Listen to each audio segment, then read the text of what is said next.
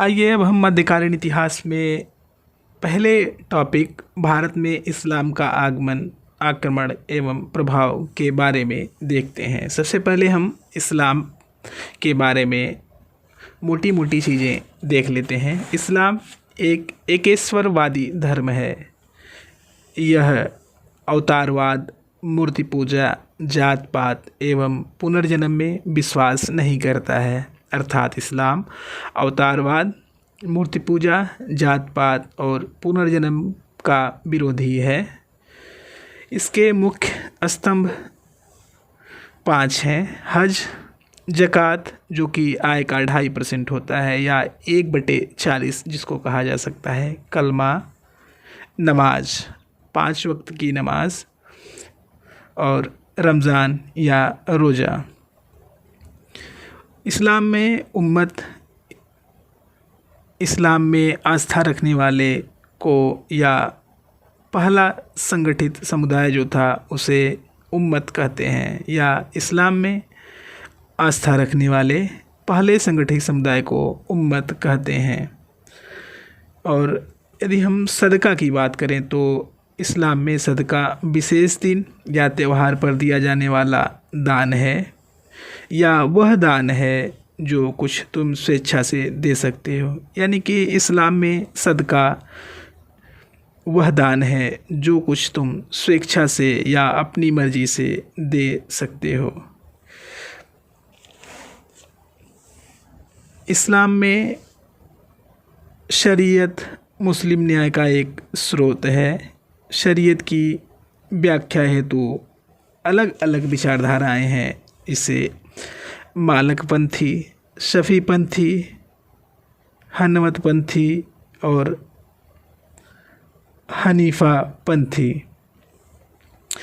एक इस्लामिक राज्य धर्म प्रधान राज्य होता है जहाँ शरीयत एवं कुरान के आधार पर शासन किया जाता है।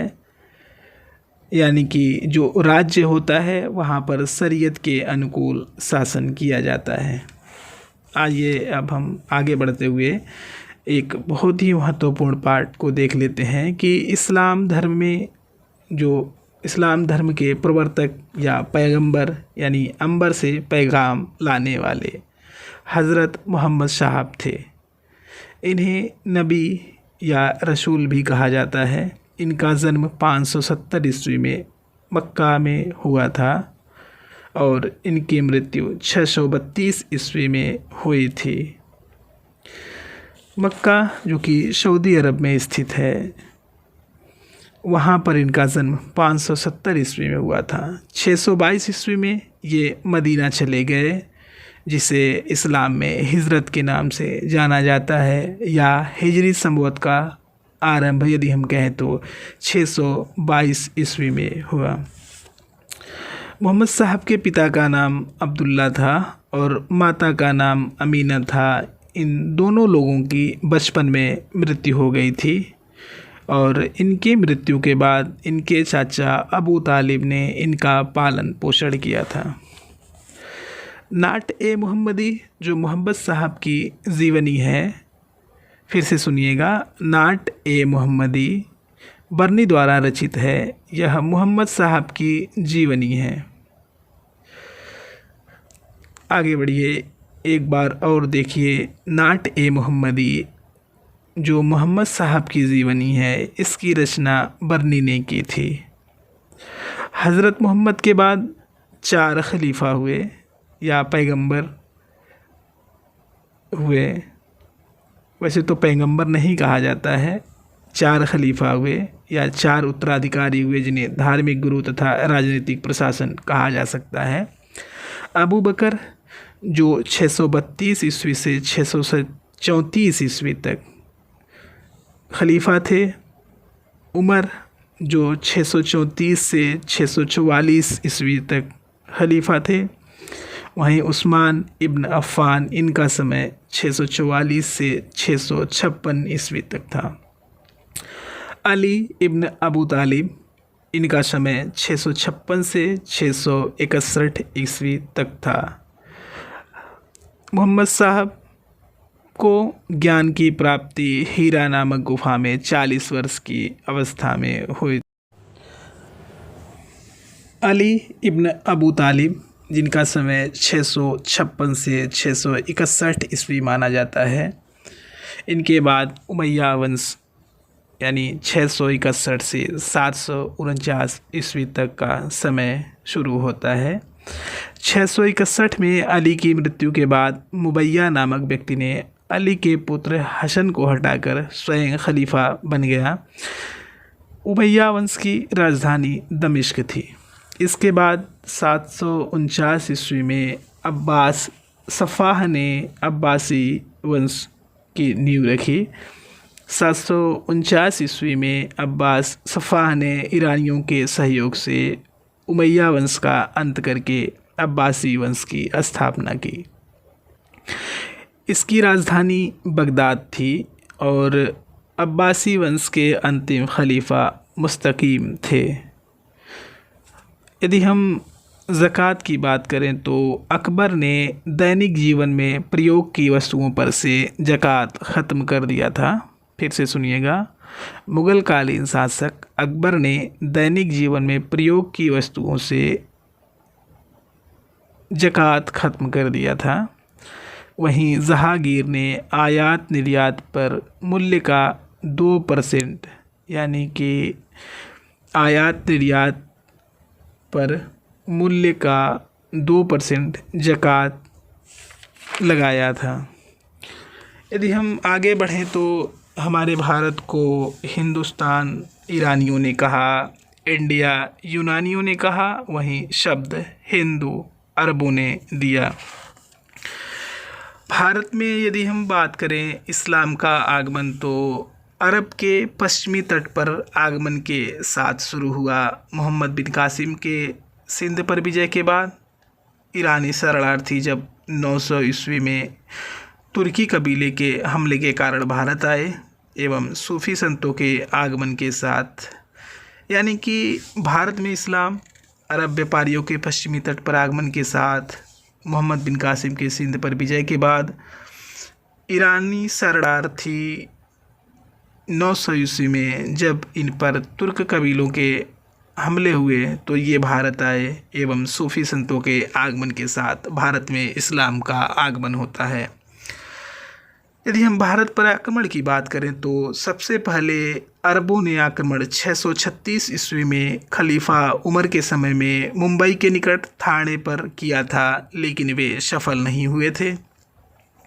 फिर से सुनिएगा, सबसे पहले अरब आक्रमण खलीफा उमर के समय में 636 ईस्वी में मुंबई के निकट थाने पर हुआ था, लेकिन अरब सफल नहीं हुए थे। इनका उद्देश्य था धन दौलत लूटना, इस्लाम का प्रचार प्रसार करना। इसके बाद तीसरा अभियान सिंध पर हुआ मोहम्मद बिन कासिम के नेतृत्व में। यह एक सफल अभियान था।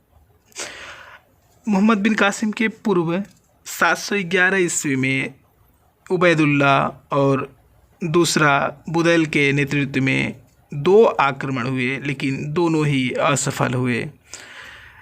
मोहम्मद बिन कासिम एक अरब आक्रमणकारी था। पहला सफल मुस्लिम अरब आक्रमण 712 ईस्वी में इसी के नेतृत्व में सिंध पर हुआ था और मोहम्मद बिन कासिम ने सिंध पर विजय प्राप्त की थी।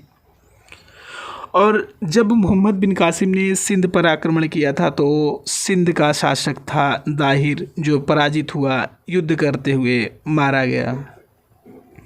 सिंध पर आक्रमण के समय मोहम्मद बिन कासिम की उम्र 17 वर्ष थी और सिंध पर वह 712 ईस्वी में विजय पाई। मुल्तान, जिसको स्वर्ण नगरी कहा जाता था, पर उसने 713 ईस्वी में विजय पाई।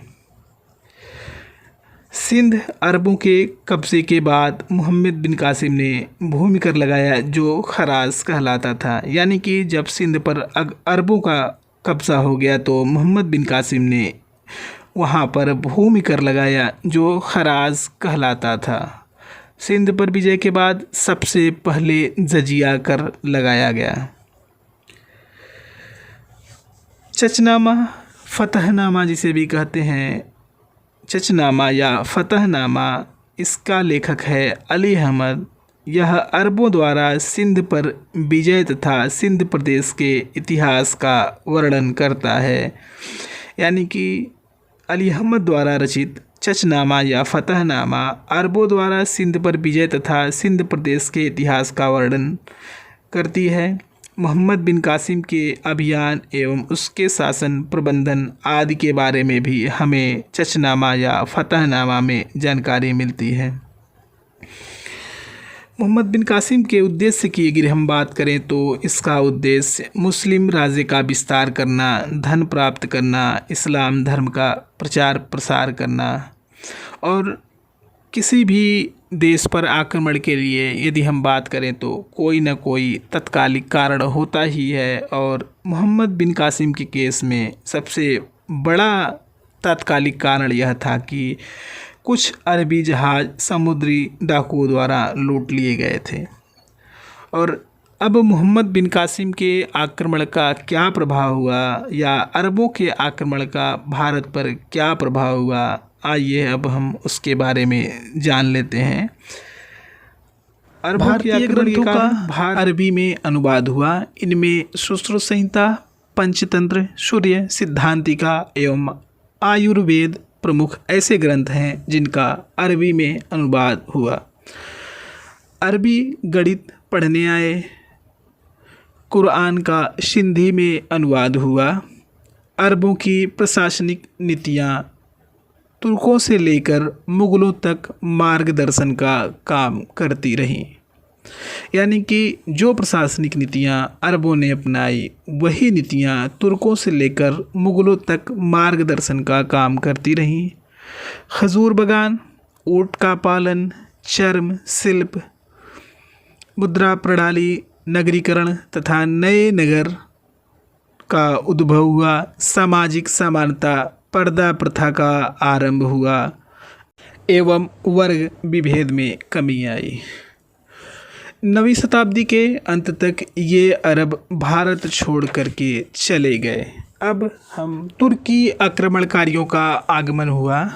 तुर्क जनजातियाँ सेल्जुक, गुज, करलुग ये मध्य एशिया के निवासी थे। ये खानाबदोश जनजाति थी। अब्बासी खलीफाओं के समय से ही ये महल रक्षक एवं पेशेवर सैनिक के रूप में रखे जाते थे। ईरान, इराक क्षेत्र में समानिद राज्य का उदय हुआ और इसकी कमजोरी का लाभ लेकर के गजनी वंश या यामिनी वंश की स्थापना अलप्तगीन ने 962 से 977 ईस्वी में की। गजनी वंश या यामिनी वंश का जो राजधानी थी वह गजनी थी। यह तुर्कों का पहला स्वतंत्र राज्य था। अलप्तगीन का दामाद एवं दास तथा सुबक्तगीन, यानी अलप्तगीन का दामाद एवं दास सुबक्तगीन जो 977 से 997 ईस्वी का जिसका समय है था, और इसी के 2 पुत्र थे। यानी कि अलप्तगीन जो गजनी वंश के संस्थापक अलप्तगीन का दामाद था, उसके 2 पुत्र थे, अब्दुल कासिम और इस्माइल। इन दोनों के मध्य उत्तराधिकार का युद्ध हुआ। यानी कि सुबक्तगीन के जो 2 पुत्र थे अब्दुल कासिम और इस्माइल, इन दोनों के मध्य उत्तराधिकार का युद्ध हुआ, जिसमें अब्दुल कासिम विजयी हुआ। यही था महमूद गजनवी, जिसने 998 ईस्वी से 1030 ईस्वी तक गजनी वंश का शासक रहा, या गजनी का शासक 998 ईस्वी में यह बना और 1030 ईस्वी तक 27 वर्ष की अवस्था में यह शासक बना था और यह 1030 ईस्वी तक गजनी वंश का शासक रहा। Sir Henry Elliot Mahmud Ghaznavi को कहता है कि यह 999 से 1027 ईस्वी के मध्य भारत पर 17 बार आक्रमण किया। सन हेनरी इलियट ने कहा है कि महमूद गजनवी ने 999 ईस्वी से 1027 ईस्वी के मध्य भारत पर 17 बार आक्रमण किया, जिसका उद्देश्य मंदिर में संचित संपत्ति को लूटना था। भारत में अस्थायी मुस्लिम शासन की स्थापना करना उद्देश्य जिसका बिल्कुल भी नहीं था। यानी कि महमूद गजनवी का उद्देश्य भारत में स्थायी मुस्लिम सत्ता की स्थापना करना बिल्कुल भी नहीं था, बल्कि उसका केवल और केवल एकमात्र उद्देश्य लूट मार करना था। इसलिए महमूद गजनवी ने अपने छापे के दौरान अस्थायी संस्थानों के निर्माण की क्षमता का प्रदर्शन नहीं किया। एक बार फिर से सुनिएगा कि महमूद गजनवी ने जितने भी आक्रमण किए, जितनी भी जगह उन्होंने छापा मारा, वह जहाँ भी रुका उसने कहीं भी ऐसा नहीं किया कि एक अस्थायी निर्माण किया जाए, यानी कि वह अस्थायी संस्थानों के निर्माण की क्षमता का प्रदर्शन नहीं किया। उसने अपना पहला आक्रमण 1001 ईस्वी में हिंदुशाही राजा जयपाल के विरुद्ध किया और उसे हराया। हिंदुशाही वंश जिसकी राजधानी थी बैहंद या उद्भांडपुर। हिंदुशाही राजा जयपाल था जिसकी राजधानी बैहंद या उद्भांडपुर थी, और महमूद गजनवी ने इसे पेशावर के निकट हराया। जयपाल ने स्वनिर्मित चिता में जलकर आत्महत्या कर ली। जयपाल ने ही अलप्तगीन के खिलाफ गठबंधन बनाया था तथा इसका विरोध किया था। गजनवी ने जब जयपाल को हराया तो कुछ हाथी तथा 25,000 दिनार लेकर जयपाल को छोड़ दिया था। इसी आत्मग्लानि ने जयपाल ने स्वनिर्मित चिता में जलकर आत्महत्या कर ली थी। 1008 ईस्वी में पुनः हिंदुशाही राज्य पर आक्रमण महमूद गजनवी ने किया।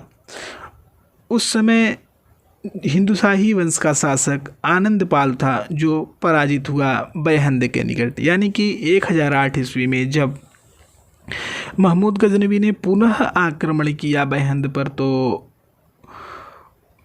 उसका शासक जो हिंदुशाही वंश का था आनंदपाल था और उसे महमूद गजनवी ने पराजित किया। अब गजनवी का सिंध पर अधिकार हो गया। यानी कि जब 1008 ईस्वी में हिंदुशाही वंश के शासक तत्कालीन आनंदपाल को बैहंद के निकट महमूद गजनवी हरा देता है, तो उसके बाद सिंध पर महमूद गजनवी का शासन स्थापित हो जाता है। महमूद गजनवी ने 1025 ईस्वी में सोमनाथ मंदिर जो गुजरात में स्थित है पर आक्रमण किया, क्षति पहुंचाई उसको, जिसका बाद में भीमदेव प्रथम ने पुनर्निर्माण करवाया। अंतिम आक्रमण 1027 ईस्वी में जाटों खोखरों को दंड देने के लिए किया, क्योंकि 1025 ईस्वी में जब महमूद गजनवी सोमनाथ से वापस जाते समय उसका संघर्ष जाटों एवं खोखरों से हुआ था। यानी कि महमूद गजनवी ने 1025 ईस्वी में सोमनाथ मंदिर पर आक्रमण किया, जिसका बाद में भीमदेव प्रथम ने पुनर्निर्माण करवाया। और जब वह 1025 ईस्वी में सोमनाथ से वापस जा रहा था, तो वहाँ पर जाटों और खोखरों ने उसका विरोध किया था और उनके साथ उसका संघर्ष हुआ था। तो उन्हीं से बदला लेने के लिए 1027 ईस्वी में महमूद गजनवी ने अपना अंतिम आक्रमण किया था। 1019 से 1020 ईस्वी मान के चलिए चंदेल पर इसने आक्रमण किया। यानी कि 1019 या 20 ईस्वी के आसपास इसने चंदेलों पर आक्रमण किया। और तत्कालीन शासक या तत्कालीन चंदेल शासक विद्याधर इस वंश का सर्वाधिक शक्तिशाली शासक था। यानी चंदेलों पर आक्रमण के समय चंदेलों का शासक विद्याधर था। महमूद गजनवी की सेना में अरब, तुर्क, अफ़गान और हिंदू सैनिक थे। महमूद गजनवी की सेना में अरब, तुर्क, अफ़गान और हिंदू सैनिक थे। महमूद गजनवी के साथ संघर्ष के दौरान कश्मीर की शासक लुहार वंश की राजकुमारी तथा उत्पल वंश की शासिका दिद्दा थी। यह महमूद गजनवी का एक असफल अभियान था। एक बार फिर से सुनिएगा। महमूद गजनवी के साथ संघर्ष के दौरान कश्मीर की शासक लोहार वंश की राजकुमारी तथा उत्पल वंश की शासिका दिद्दा थी। यह एक असफल अभियान था। महमूद गजनवी ने बगदाद के खलीफा, जो उस समय अब्बासी खलीफा थे, अल कादिर बिल्लाह से गजनी के शासक के रूप में मान्यता प्राप्त की और अल कादिर बिल्लाह ने महमूद गजनवी को अमीनुल मिल्लत या यामीनुद्दौला की उपाधि दी। अमीन उल मिल्लत यानी कि मुसलमानों का रक्षक, यामीनुद्दौला साम्राज्य का दाहिना हाथ। यानी कि अब्बासी खलीफा अल कादिर बिल्लाह ने महमूद गजनवी को अमीनुल मिल्लत मुसलमानों का रक्षक, यामीनुद्दौला साम्राज्य का दाहिना हाथ की दो उपाधि दी। पहला मुस्लिम शासक था जिसने सुल्तान की उपाधि धारण की थी। यानी कि महमूद गजनवी पहला मुस्लिम शासक था जिसने सुल्तान की उपाधि धारण की थी। 1006 ईस्वी में मुल्तान पर आक्रमण किया, जहां का शासक था अब्दुल फतेह दाऊद। वह बिना युद्ध में लड़े ही आत्मसमर्पण कर दिया। इस तरह महमूद गजनवी का मुल्तान पर अधिकार हो जाता है। 1018 ईस्वी में गंगा घाटी में जब महमूद गजनवी प्रवेश करता है तो वहाँ का शासक राजा राज्यपाल, जो गुर्जर प्रतिहार वंश का शासक था, और उसके द्वारा शासित कन्नौज पर महमूद गजनवी आक्रमण करता है। 1012 से 1013 ईस्वी के बीच थानेश्वर में वह आक्रमण करता है। वहाँ का राजा राम होता है। 1020-21 में महमूद गजनवी का कलिंजर पर आक्रमण होता है। वहाँ का शासक विद्याधर था उस समय। संस्कृत मुद्रालेख युक्त चांदी के सिक्के महमूद गजनवी ने जारी किए। महमूद गजनवी के आक्रमणों के यदि प्रभाव की हम बात करें तो यह भारतीय राजाओं की कमजोरी को उजागर करता है। पंजाब, सिंध एवं मुल्तान में गवर्नरों की नियुक्ति के साथ मुस्लिम शासन की स्थापना होती है। यानी कि जब महमूद गजनवी का सिंध पर कब्ज़ा हो जाता है तो सिंध के साथ साथ पंजाब, सिंध एवं मुल्तान में गवर्नरों की नियुक्ति के साथ मुस्लिम शासन की स्थापना होती है। भारत में विदेशी आक्रमण का एक द्वार खुल जाता है। भारत का धन गजनी ले गया महमूद गजनवी और भारतीय कला को नष्ट विनष्ट कर दिया। अलबरूनी, उतबी और फिरदौसी गजनवी के दरबार में रहते थे। अलबरूनी, उतबी और फिरदौसी गजनवी के दरबार में रहते थे। अलबरूनी, जिसे अबू रेहान भी कहते हैं, यह 11वीं सदी में महमूद गजनवी के साथ भारत आया। इसका जन्म 973 ईस्वी में खीवा देश के हुआ था, लेकिन यह गजनी में जा बसा। यह संस्कृत का ज्ञाता था जिसे इसने भारत में सीखी थी। पुराणों का अध्ययन करने वाला यह पहला मुसलमान था। इसने तहकीके हिंद, किताबुल हिंद, जिसे भारत की खोज भी कहा जाता है, नामक ग्रंथ की रचना की। यह यानी कि तहकीके हिंद या किताबुल हिंद उसने अरबी भाषा में लिखा, जिसका अंग्रेजी में अनुवाद एडवर्ड साची ने किया। यानी कि अलबरूनी, जिसे अबू रेहान भी कहते हैं, उसकी अरबी भाषा में लिखित तहकीके हिंद या किताबुल हिंद, जिसे भारत की खोज, जिसका शाब्दिक अर्थ होता है, का अंग्रेजी में अनुवाद एडवर्ड साची ने किया।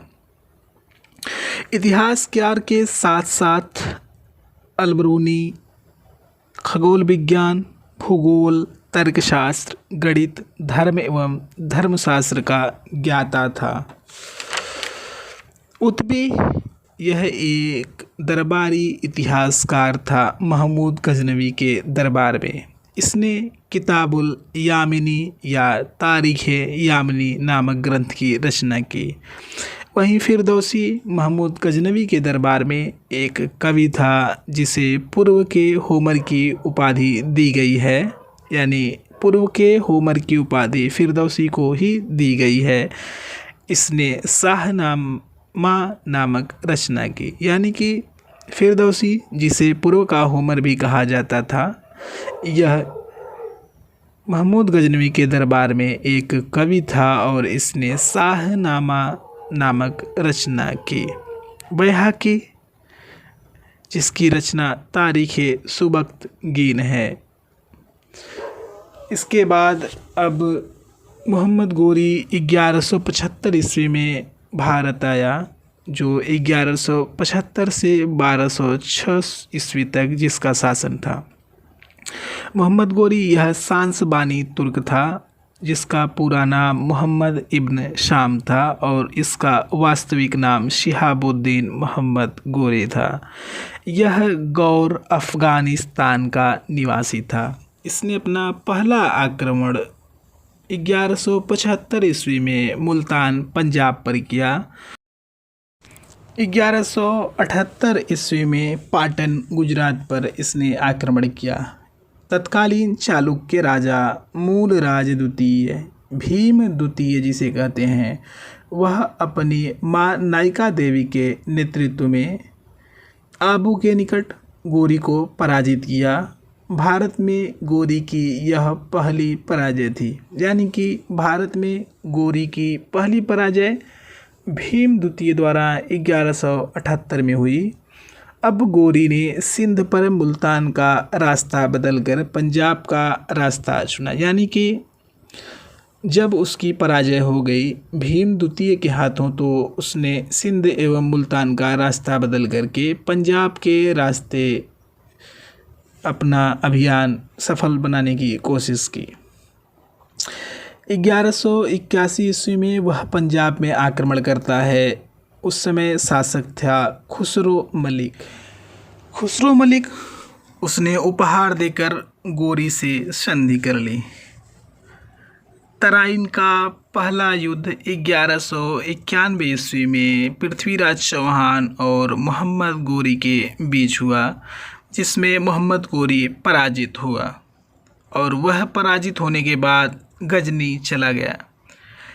लेकिन तराइन का दूसरा युद्ध जो 1192 ईस्वी में हुआ, पृथ्वीराज चौहान और मोहम्मद गोरी के बीच में एक बार फिर से, जिसमें गोरी की विजय हुई, यानी कि तराइन का दूसरा युद्ध 1192 में हुआ, जिसमें पृथ्वीराज चौहान की पराजय हुई और मोहम्मद गोरी की जीत हुई। मोहम्मद गोरी के जीत के साथ ही अब तुर्की शासन के अंतर्गत दिल्ली एवं पूर्वी राजस्थान स्थानांतरित हो गया तथा भारत में मुस्लिम शक्ति की स्थापना का एक मार्ग प्रशस्त हो गया। इसके बाद 1194 ईस्वी में चंदावर का युद्ध हुआ, जो मोहम्मद गोरी और कन्नौज का गढ़वाल राजा जयचंद्र था उसके बीच हुआ, जिसमें जयचंद्र पराजित होता है और वह मारा जाता है। इसके बाद अब गोरी ने कन्नौज एवं बनारस पर अधिकार कर लिया, यानी कि चंदावर का युद्ध जो 1194 ईस्वी में होता है, यह युद्ध मोहम्मद गोरी और कन्नौज का गढ़वाल शासक जयचंद्र उसके बीच हुआ, जिसमें जयचंद्र पराजित होता है और वह मार दिया जाता है। इसके बाद मोहम्मद गोरी ने कन्नौज एवं बनारस पर अधिकार कर लिया। चंदावर यदि हम बात करें तो वर्तमान में फिरोजाबाद ज़िले में यमुना नदी के तट पर स्थित है। मोहम्मद गोरी के सिक्कों पर जो चांदी के सिक्के हुआ करते थे, एक और देवी लक्ष्मी की आकृति और दूसरी ओर कलमा अरबी भाषा में खुदा हुआ है, यानी कि मोहम्मद गोरी एक ऐसा शासक था जिसके चांदी के सिक्कों पर एक और देवी लक्ष्मी की आकृति और दूसरी ओर कलमा अरबी भाषा में खुदा हुआ था। गोरी की हत्या खोखरों ने 12 मार्च 1206 ईस्वी को गजनी वापस जाते समय कर दी थी। एक बार फिर से ध्यान से सुनिएगा। मोहम्मद गोरी की हत्या खोखरों ने 12 मार्च 1206 ईस्वी को गजनी वापस जाते समय सिंधु नदी के तट पर दमयक नामक स्थान पर कर दिया था। गुलामों के माध्यम से गोरी गोर में रह कर के शासन करता था। गुलाम, जिन्हें फारसी भाषा में बदगा भी कहा जाता था, यह राज्य के अधिकारी होते थे जिन्हें गोरी ने खरीदा होता था।